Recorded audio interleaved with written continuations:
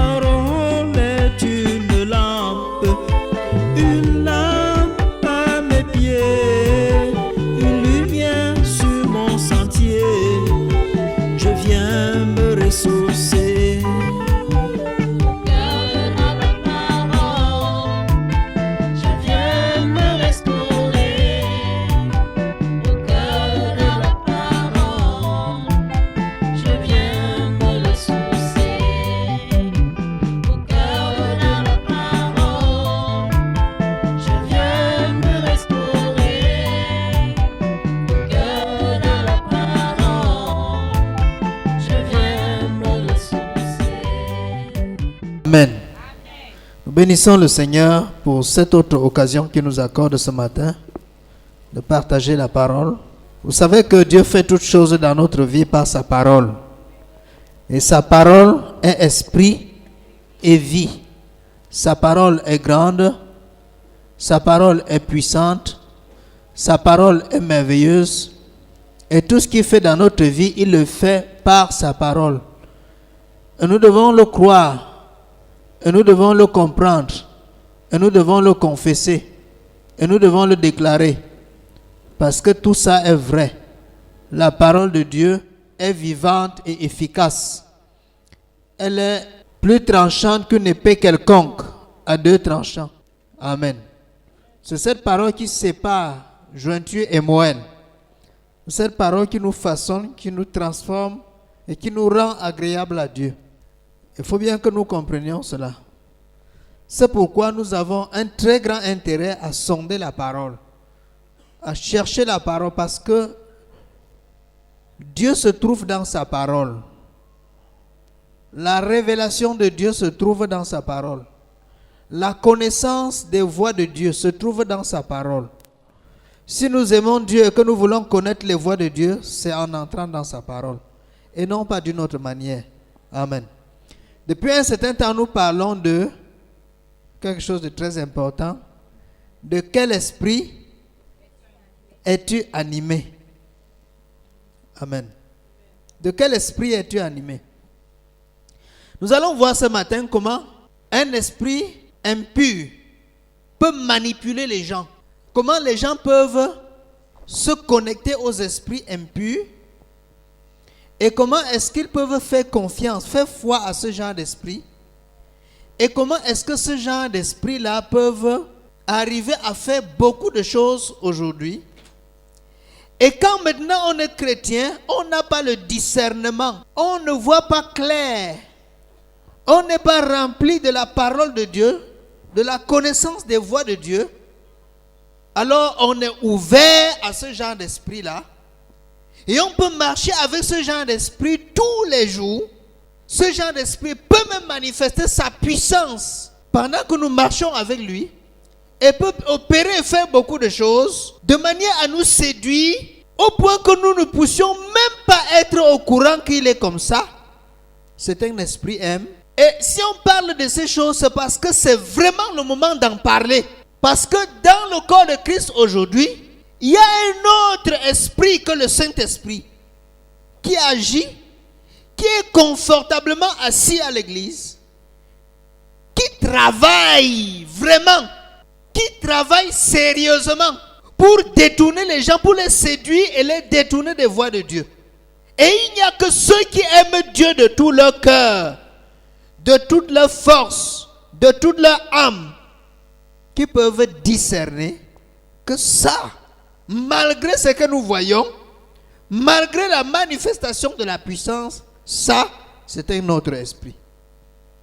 Et c'est pour ça que nous parlons de ça. Pour que ce soit clair devant nos yeux que tous les esprits que vous voyez agir, même si c'est dans la maison de Dieu, même si c'est au nom de Jésus, cela ne veut pas dire que ces esprits-là honorent Jésus-Christ, glorifient Jésus-Christ. Amen. C'est très important ce que nous disons. Ce n'est pas parce que vous avez vu les gens tomber, parce que vous avez vu les prophéties sortir et beaucoup de choses que vous allez croire que le Saint-Esprit est là. On reconnaît un vrai arbre par le fruit qu'il porte. Si je parle du Saint-Esprit du matin au soir et je fais tout ce que je fais, soi-disant pour la gloire du Seigneur du matin au soir, et que dans le fruit de ma vie, que ma vie témoigne plutôt d'une autre chose, alors il est clair que l'esprit qui m'anime n'est pas l'esprit de Dieu. Et c'est dans ce piège que la plupart des gens qui veulent la solution à leurs problèmes à tout prix et à tous les prix, c'est dans ce piège-là que ces gens tombent. Si nous avons Jésus, nous avons la solution à nos problèmes. Parce que c'est Jésus qui est la solution. Ce n'est pas une déclaration prophétique qui en est la solution. Ce n'est pas un homme de Dieu ou un prophète qui est la solution. Même s'il voit le problème clairement, même s'il le voit dans tous les détails, même s'il le voit dans tous les contours, cela ne veut pas dire que c'est lui qui donne la solution. Le problème peut être clairement vu, mais maintenant, la solution vient d'une autre manière. Alléluia. Et c'est ce que nous devons comprendre. Ton problème peut être circonscrit. Ton problème peut être bien défini. Ton problème peut être bien vu. Alléluia. Mais qu'à la fin, on se rende compte que l'esprit qui a mis à nu ce que tu traverses, ce que tu vois, on se rend compte que cet esprit n'est pas l'esprit de Dieu. Et s'il n'est pas l'esprit de Dieu, alors les révélations qu'il t'apporte ne sont pas de nature à te conduire vers Dieu. Et c'est la raison pour laquelle la Bible les appelle les esprits séducteurs. Alléluia. Les esprits séducteurs. Et nous en parlons, nous disons que c'est l'heure d'en parler, parce qu'à l'heure actuelle, la Bible dit clairement que dans les derniers temps, il y en a qui abandonneront la foi pour s'attacher à des esprits séducteurs et à des doctrines des démons. Dans les derniers jours, les gens abandonneront la foi, s'attacheront à des esprits séducteurs et à des doctrines des démons. Bien sûr, Bible en main. Bien sûr, ils auront leur Bible en main. Ils vont lire dans la parole de Dieu, mais ils vont propager un enseignement diaboliquement inspiré de manière à détourner les gens de la vérité et du chemin du salut. Alléluia. Et l'apôtre Paul dit clairement que ceux qui vont dans ce genre d'égarement sont ceux-là qui n'ont pas eu l'amour de la vérité pour être sauvés. Comme ils n'ont pas eu l'amour de la vérité pour être sauvés, alors Dieu leur envoie une puissance d'égarement pour qu'ils croient au mensonge. C'est pourquoi nous disons que c'est l'heure d'en parler. Pour que nous comprenions que derrière chaque manifestation de la puissance se cache un esprit que nous devons discerner. Derrière une parole déclarée se cache un esprit que nous devons discerner. Derrière tout acte, toute déclaration, derrière toute manifestation, fut-elle puissante, se cache un esprit. Et notre problème, ce n'est pas la parole, ce n'est pas la puissance qui est manifestée, ce n'est pas le résultat que nous voyons, mais notre problème, c'est de discerner quel est l'esprit qui est derrière. Alléluia.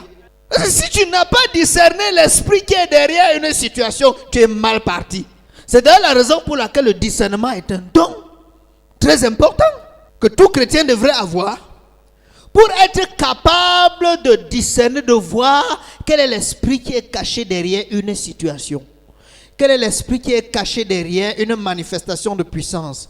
Quel est l'esprit qui est caché derrière une parole qui a été déclarée? Quel est l'esprit qui est caché derrière un comportement? Quel est l'esprit qui est caché derrière une situation que nous traversons? Alléluia.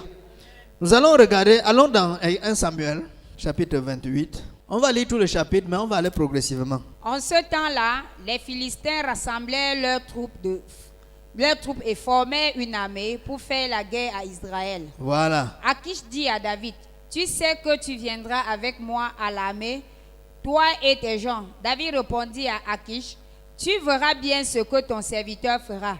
Et Akish dit à David, aussi je te donnerai pour toujours la garde de ma personne. Samuel était mort. Tout Israël avait pleuré et on l'avait enterré à Rama, dans sa ville. Saül avait ôté du pays ceux qui évoquaient les morts et ceux qui prédisaient l'avenir. Voilà. Alléluia. Vous voyez quelque chose de très important qu'on précise. On dit que le roi Saül que vous connaissez, il avait chassé du pays tous ceux qui évoquaient les morts. Tous les marabouts, tous les satanistes, tous les sorciers, tous ceux qui faisaient le spiritisme. Quand Saül était encore animé de l'Esprit de Dieu, quand Saül servait, vous savez que Saül, quand on l'avait oint, on lui a dit, tu rencontreras une troupe de prophètes. Et toi-même aussi, ils seront en train de prophétiser et l'Esprit de Dieu va te saisir et toi-même tu vas te mettre à prophétiser. Et tout ce qui a été déclaré par Samuel est arrivé ainsi. À partir de ce moment, il était animé de l'Esprit de Dieu, rempli même de l'Esprit de Dieu pour faire l'œuvre à laquelle Dieu l'avait appelé. Il était le roi d'Israël. Vous voyez, et quand il était animé de cet esprit, il a donc chassé, anéanti, il a purifié le pays. Parce que la Bible a interdit ceux qui évoquent les esprits des morts, ceux qui disent la bonne aventure, ceux qui pratiquent la sorcellerie, la chiromancie et l'astrologie et toutes ces choses. Le Seigneur a en horreur ces choses. Il dit que celui qui fait ces choses-là doit être exterminé, doit être extirpé du milieu du peuple. On doit le sortir, on doit même le lapider, doit mourir. N'est-ce pas? Amen. Donc, Samuel était animé de l'Esprit de Dieu. Je vais Saül, et il a chassé tous ces gens-là du pays, de nature à purifier le pays, pour que l'onction et la grâce de Dieu se répandent sur le pays. Maintenant, après l'avoir fait, lui-même il est arrivé. Nous parlons de quoi? De quel esprit es-tu animé? Voilà notre thème. Quel est l'esprit qui t'anime? Quel est l'esprit avec lequel tu marches? Il est arrivé que Saül a désobéi à Dieu. Nous connaissons la suite de l'histoire. Maintenant, en continuant, nous allons voir autre chose. Continuez à lire. Verset 4. Les Philistins se rassemblaient et vinrent camper à Sunem. Saül rassembla tout Israël et il campait à Giboa. À la vue des champs des Philistins, Saül fut saisi de crainte et un violent tremblement s'empara de son cœur. Voilà. Saül consulta l'Éternel et l'Éternel ne lui répondit point, ni par les songes, ni par l'Urim, ni par les prophètes. Quand Saül est entouré des ennemis des Philistins, premièrement, il sombre dans la peur. Pourquoi il sombre dans la peur? Il n'est plus avec le Seigneur. Comprenez très bien l'histoire. Il s'est détourné du Seigneur depuis longtemps. Il sait déjà que l'esprit qui l'anime, il a étouffé, il a éteint le Saint-Esprit et que l'esprit qui l'anime n'est plus l'Esprit de Dieu. C'est pourquoi il a pris peur. Et quand il a pris peur, vous voyez immédiatement, il a quand même tenté de consulter le Seigneur. Mais le Seigneur ne lui répondit ni par l'Urim, ni par les songes. Toutes les méthodes que Dieu utilisait pour parler, Dieu a fermé sa bouche. Dieu dit ici, je ne dis plus rien.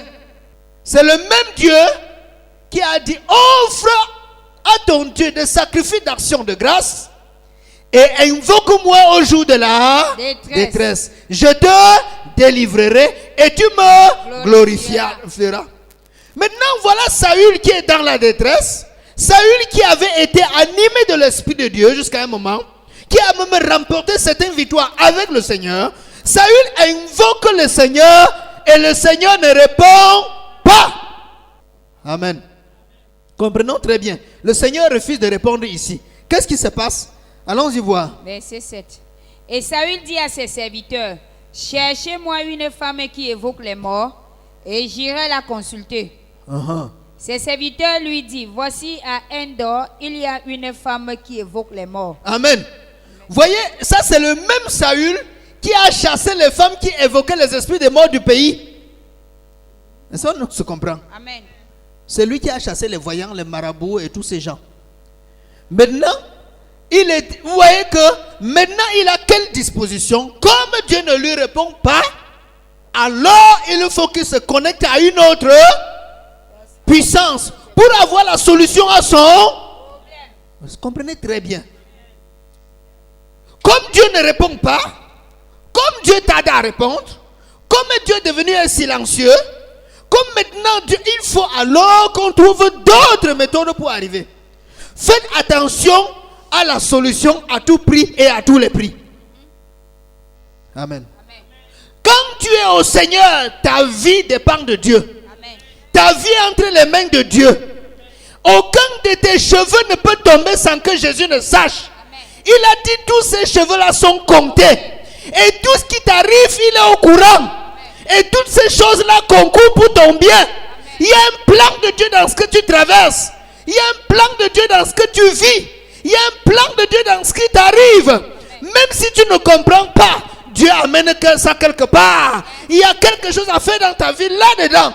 Maintenant, quand tu n'as pas compris le plan de Dieu, tu veux la solution à tout prix et à tous les prix, et que Dieu ne répond pas, tu seras obligé de trouver une autre puissance. Amen. Tu seras obligé d'aller voir un autre prophète. Tu seras obligé de marcher de prophète en prophète, de synagogue en synagogue, de chapelle en chapelle, d'église en église, de séminaire en séminaire, et tu vas même finir dans les mosquées. C'est ça le problème. Vous comprenez? Samuel voulait la solution à tout prix et à tous les prix. Samuel, autant pour moi, merci. Mais Saül n'a pas vérifié les contours pour dire, comme je m'approche du Seigneur, qu'est-ce qui peut empêcher au Seigneur d'exaucer ma prière? Il n'a pas cherché ça. Mais il voulait seulement la solution à tout prix, à tous les prix. Il était conscient qu'il s'est détourné de Dieu, mais il n'a rien fait pour arranger la situation avec Dieu. Et la Bible dit, non, mon oreille, Ésaïe 59, mon oreille n'est pas trop dure pour vous entendre, ni ma main trop courte pour vous sauver. Ce sont vos péchés qui vous cachent ma face et m'empêchent de vous écouter. Il n'a pas regardé pour voir quels étaient les péchés qui empêchent à Dieu de l'écouter, de l'exaucer, mais il voulait la solution à tout prix, à tous les prix. Bon, comme le Seigneur ne répond pas, d'abord cherchez-moi un voyant. Cherchez-moi, qu'est-ce qui sont les vrais prophètes de l'heure là? Est-ce qu'il faut aller au Nigeria? Il faut aller... non, on laisse le Nigeria. Est-ce qu'il faut aller à tel autre endroit? Comme ils sont tellement nombreux, il est dans l'embarras. Il dit, cherchez-moi l'un de les plus efficaces. Faites attention. Alors Saül se déguisa et prit d'autres vêtements. Vous voyez, quand on est sur la voie de l'égarement, lui-même conscient que c'est lui qui avait chassé les magiciens, est obligé de se déguiser pour que la femme ne découvre pas que c'est... On va dire, c'est toi-même qui as prêché, c'est toi-même qui nous as chassés depuis. Comment se fait-il que tu viens encore... Vous voyez, lis.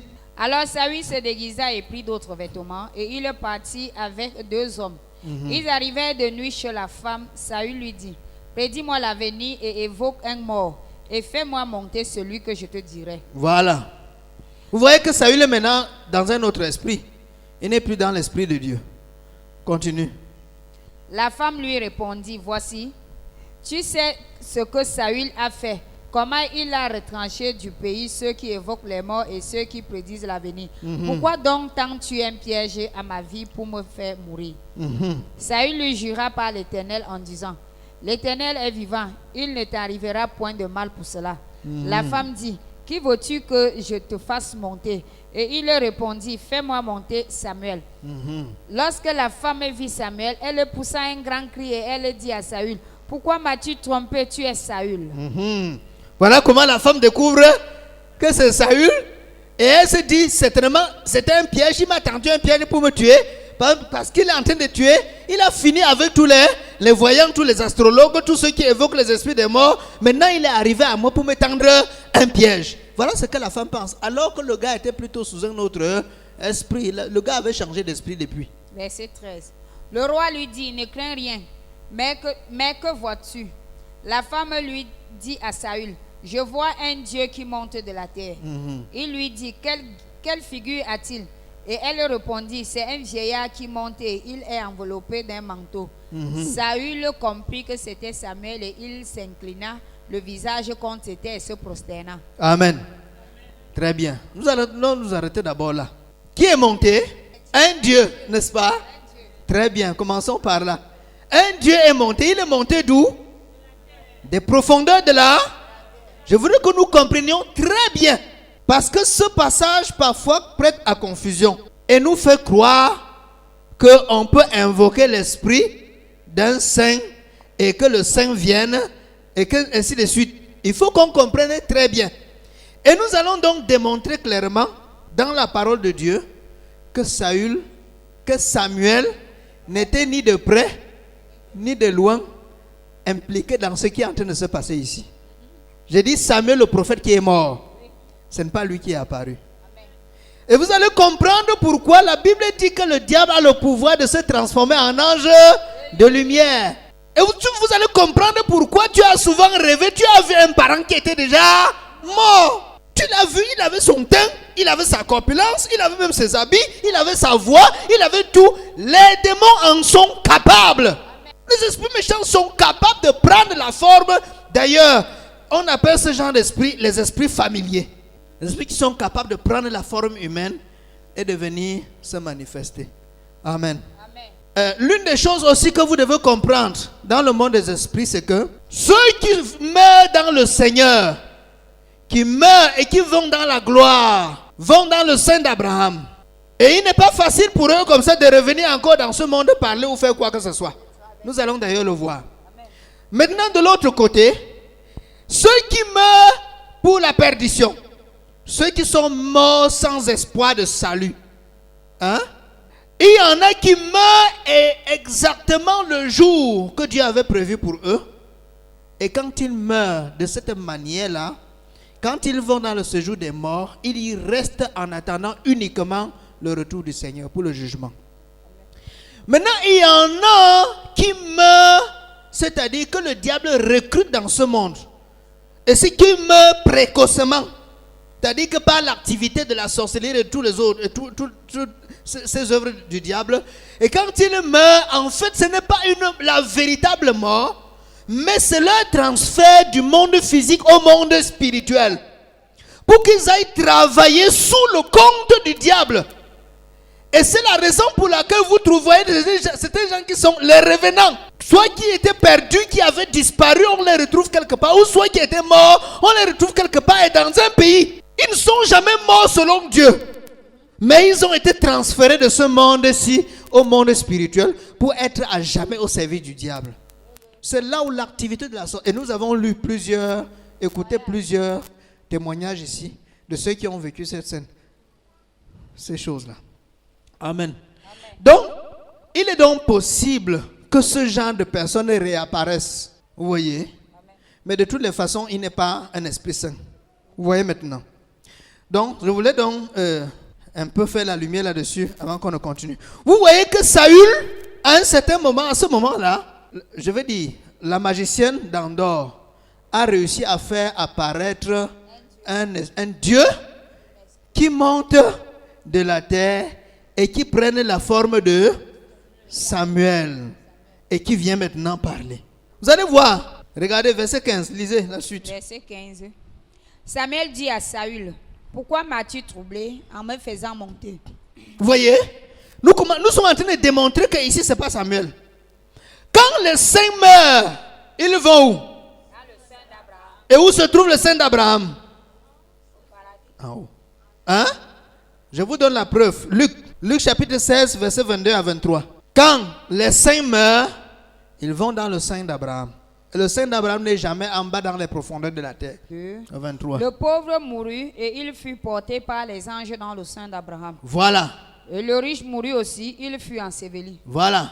La suite. Dans le séjour des morts. Le riche dans le séjour des morts. Il leva les yeux. Leva les yeux.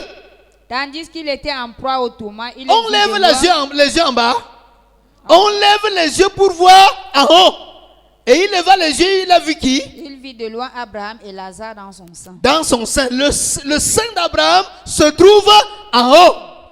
Donc, si c'était Samuel, Samuel devait descendre Du haut. d'en haut. Vous voyez? Mais on nous dit un Dieu, des minuscules, qui monte des profondeurs De la terre. de la terre. 2. Apocalypse nous dit quoi?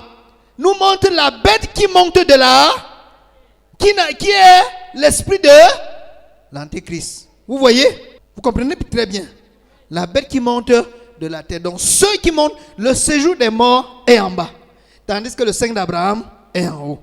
Donc ceux qu'on invoque et qui sortent du bas de l'abîme, des profondeurs de la terre, ne sont pas des esprits saints qui honorent le Seigneur.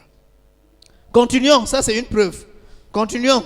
Verset 15. Et Samuel dit à Saül, pourquoi m'as-tu troublé et en me faisant monter? Saül répondit, je suis dans une grande détresse. Les Philistins me font la guerre et Dieu s'est retiré de moi. Il ne m'a répondu ni par les prophètes ni par les songes. Et je t'ai appelé pour que tu me fasses connaître ce que je dois faire. Samuel dit, pourquoi donc me consultes-tu? Puisque l'Éternel s'est retiré de toi et qu'il est devenu ton ennemi. L'Éternel te traite comme je te l'avais annoncé de sa part. Ici, on s'arrête un peu. N'est-ce pas? Il parle comme si c'était effectivement Samuel. Pourquoi? Parce que tout ce qui est dit dans ce monde-ci est capturé là où les démons sont témoins de tout ce qui se passe dans ce monde-ci. C'est nous qui ne savons rien du monde spirituel, mais dans le monde spirituel, on connaît tous les détails de ta vie. Ce qui est bon, on connaît. Ce qui est mauvais, tout est clair. C'est la raison pour laquelle tu peux arriver chez un prophète. Il voit toute ta vie. Il voit tous les domaines. Il voit tout. Certains voient même jusqu'à voir les couleurs de vos sous-vêtements. N'est-ce pas? Il voit jusqu'à voir tous les détails. Il voit le cours d'eau là où on t'avait lavé. Il voit le jour qu'on t'avait empoisonné. Il voit le jour où on avait coupé ta chevelure pour mettre. Il voit avec tous les détails. Je connais un prophète qui a vu jusqu'à voir le jour et l'heure où une femme devait mourir et dans quelle ville la personne devait mourir. Vous voyez, le monde spirituel est parfaitement au courant de ce qui se passe ici. C'est nous qui ne connaissons rien du monde spirituel. Donc, si un esprit vient de nature à te séduire, il est normal qu'il puisse dire. C'est pourquoi moi je dis, si un marabout, se dit marabout, se dit voyant, ne dit pas la vérité, il n'est même pas, c'est un apprenti voyant. Le vrai doit dire la vérité. Mais la vérité qu'il dit ne veut pas dire qu'il est animé de l'Esprit de Dieu. Ne veut pas dire qu'il est en train de te conduire dans la voie du salut. Donc le problème n'est pas ce qui est dit. Le problème, c'est de quel esprit est-il animé. Lisons. Verset 17. L'Éternel te traite comme je te l'avais annoncé de sa part. L'Éternel a déchiré la royauté d'entre tes mains et l'a donnée à un autre, à David. Tu n'as point obéi à la voix de l'Éternel et tu n'as point fait sentir d'Amalek l'ardeur de sa colère. Voilà pourquoi l'Éternel te traite aujourd'hui de cette manière. Et même l'Éternel livrera Israël avec toi entre les mains des Philistins. Demain, toi et tes fils, vous serez avec moi, et l'Éternel livrera le camp d'Israël entre les mains des Philistins. Voilà. Regardez ce que le prétendu Samuel dit. Demain, tu seras avec où? Ici, il vient d'où? N'est-ce pas? Il vient des profondeurs. Et il dit, demain, tu seras avec Est-ce qu'il a dit non, tu vas aller dans le sein d'Abraham? Tu seras avec moi dans le séjour des morts. D'où il vient? Oh, on a précisé. C'est pas pour rien qu'on a précisé d'où il venait. Vous comprenez? Ce n'est pas pour rien qu'on a précisé d'où il venait. Il venait de là, des profondeurs de la terre. Il dit, demain, tu vas aussi mourir avec tes enfants. Et vous tous, nous serons ensemble. Vous voyez? Voilà un deuxième indice. Nous serons ensemble. Attends, demain nous serons ensemble. Oui. Pourquoi? Nous, tout le monde sait dans quel contexte Saül est en train de mourir. Dans le contexte de la désobéissance, dans le contexte où il a abandonné le Seigneur et il a abandonné l'Esprit de Dieu, il a embrassé un autre esprit. Le voilà qui meurt en position de péché, qui meurt même chez un marabout. Puisque le lendemain, il part en guerre, on le tue avec ses enfants. Regardez le contexte de sa mort. Mais il met aussi dans la conscience qu'il a abandonné Dieu. Mais est-ce qu'il a fait quelque chose pour se repentir? Non. Rien du tout. L'Esprit lui dit, demain, on sera ensemble. Jésus a dit au brigand qui est sur la croix, ce soir, tu seras avec moi où? Clair, il a précisé où il sera. Maintenant, cet esprit-ci dit à Saül, demain aussi, toi-même, tu seras avec moi. Oh, il vient d'où? Des profondeurs de la terre. Clair et net. Faisons attention.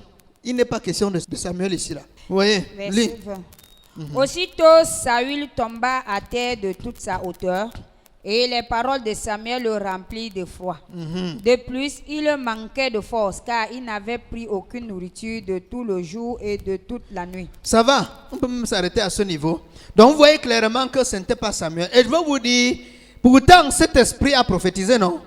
Il a dit ce qui va arriver dans la vie de Saül, n'est-ce pas? Clair et net, non? Amen. Il lui a dit le sort qu'il attend, il va mourir.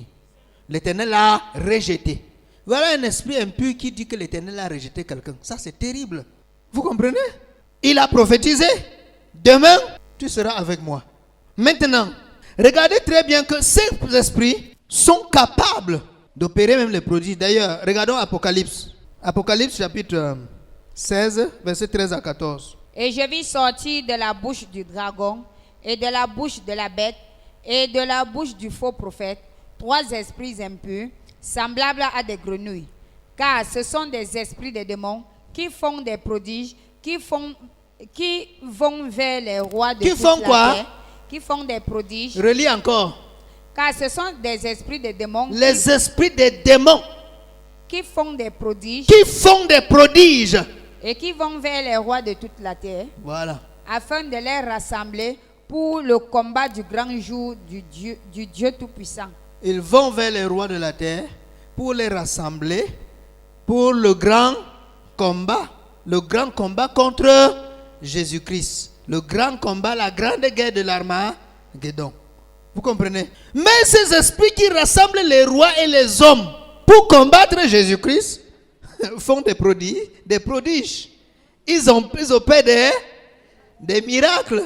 Et Jésus le dira même d'ailleurs dans Matthieu 24 et même ailleurs que l'apparition même de l'impie se fera par beaucoup de prodiges et de miracles pour séduire, s'il est possible, même les élus de Dieu. S'il est possible, même les élus de Dieu. Ou à la fin des temps. C'est pour ça que vous voyez aujourd'hui, comme nous sommes à la fin des temps, à la veille du retour du Seigneur, même les églises sont entrées dans la danse, dans le jeu. Car le diable, ces esprits ne séduisent plus seulement les rois, ils ont séduit même les hommes de Dieu. Ils ont séduit les grandes figures, les grandes icônes, les grandes figures de l'armée de Jésus-Christ ont été séduits. Et vous savez très bien que si le Saint-Esprit commence à utiliser quelqu'un et après ne l'utilise plus, et que la puissance continue à se manifester, c'est qu'un autre esprit est entré en jeu. Vous saurez que c'est un autre esprit quand on ne se contente que du miracle, et rien que du miracle, mais on ne regarde pas à ta condition, on ne te prépare pas pour le retour du Seigneur, on ne regarde pas à ta condition, au péché, rien, on ne touche pas le péché, on ne parle pas de sanctification, on ne te prépare pas que Jésus revient bientôt, tu dois être prêt. Non, mais si on doit te parler de toutes les prophéties qui existent sur ta vie, on doit te parler de comment est-ce que tu dois devenir prospère pour gagner le monde entier et devenir riche. On doit te parler de comment est-ce que tu dois rapidement te marier.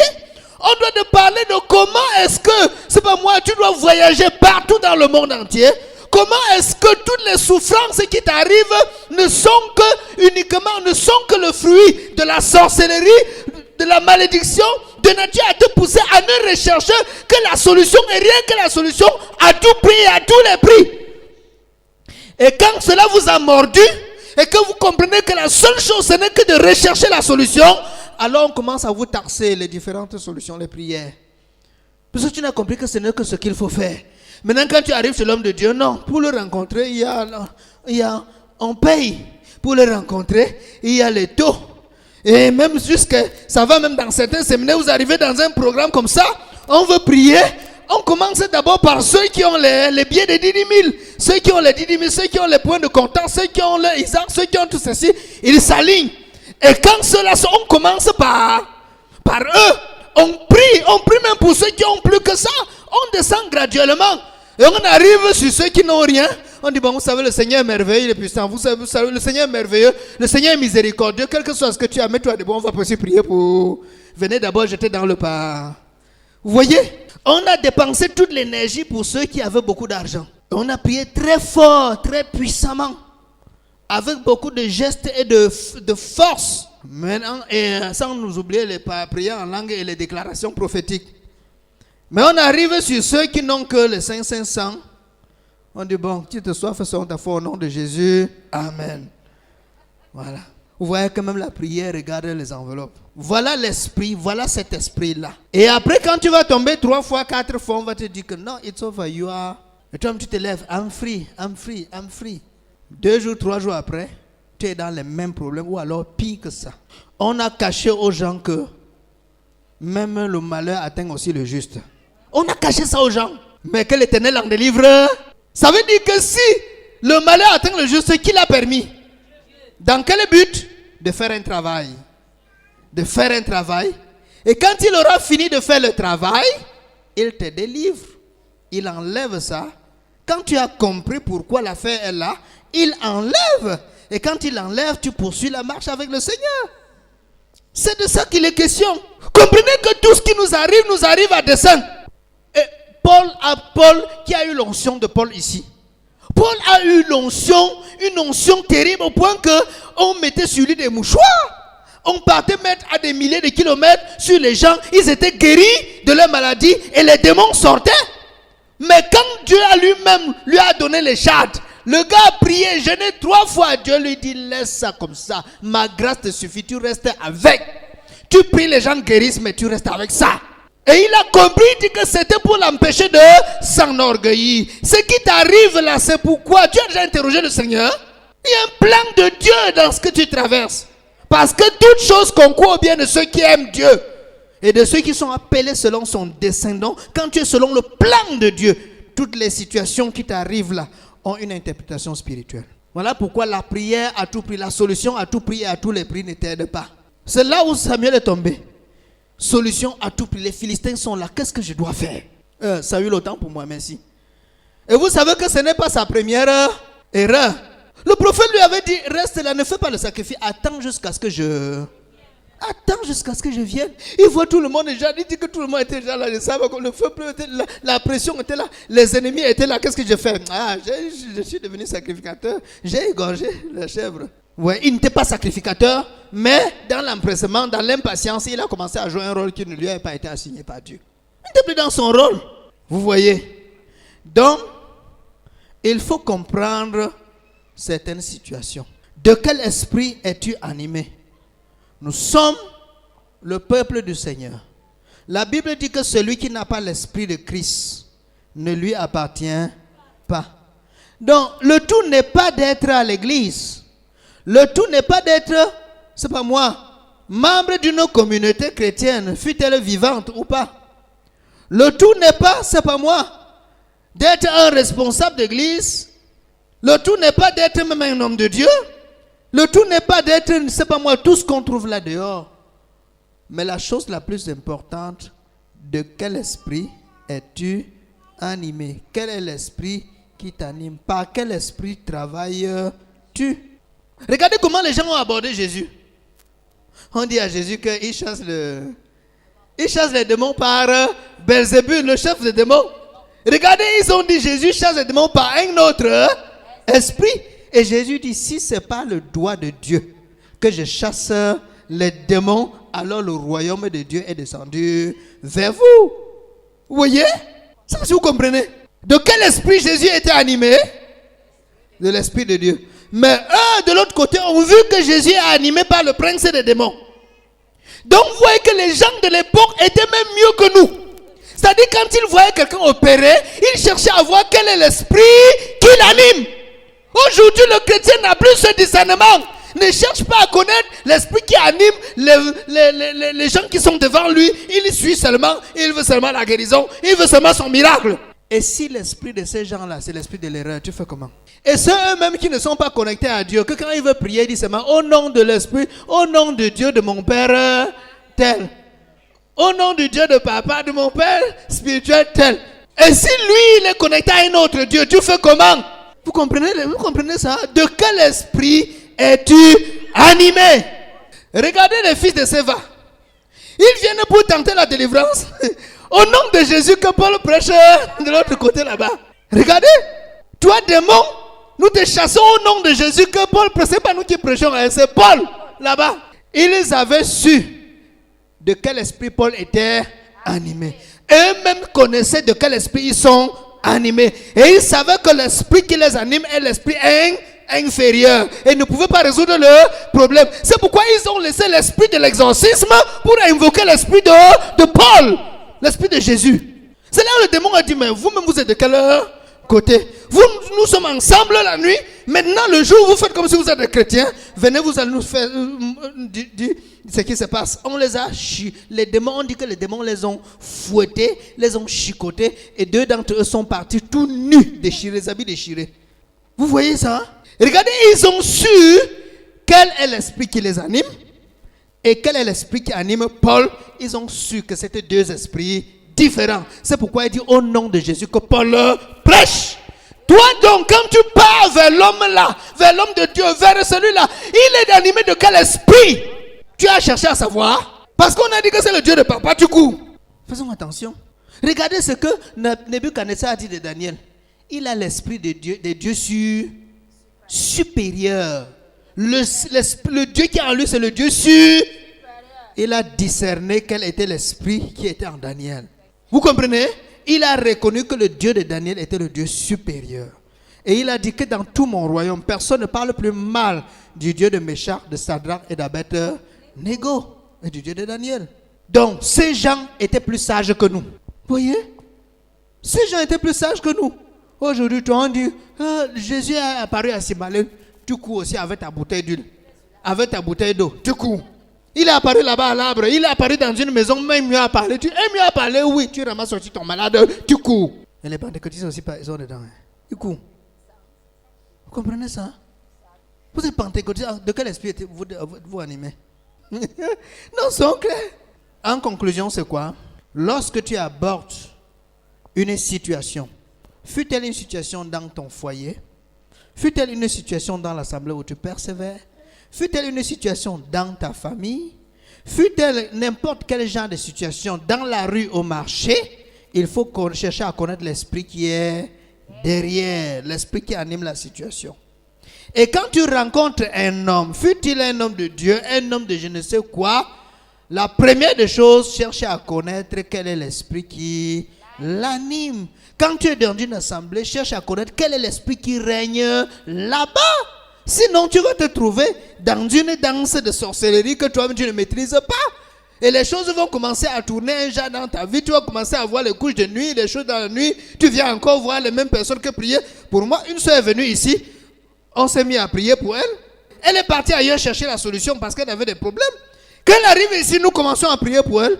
C'est la femme de l'homme de Dieu, là où elle était partie, qui est en train de parler aussi en elle. C'est-à-dire que tu peux chercher la solution, on te possède encore. Vous comprenez ça? Hein? Parce qu'on voulait la solution à tout prix, à tous les prix. Mais le problème c'est quoi? Pourquoi est-ce que la solution est là? Pourquoi Dieu a laissé ça là? On ne cherche pas à savoir. C'est ça qui est dangereux. Cherche à connaître ce qui t'arrive. Pourquoi est-ce que Dieu a permis? Et quand tu auras compris, marche maintenant dans les voies de Dieu. La Bible dit que s'il se trouve pour celui qui souffre un ange intercesseur, un parmi les 1000, qui lui annonce la voie qu'il doit suivre. Donc la délivrance et la guérison ne viennent pas forcément par la prière. Elles viennent par une voie que tu dois suivre, la voie de la vérité. Et quand tu es dans la voie de la vérité, l'esprit de la vérité agit et tu es libéré. Amen. C'est tout. C'est Lamentation 3 à partir du verset 28. Amen. Donc, que le Seigneur nous bénisse.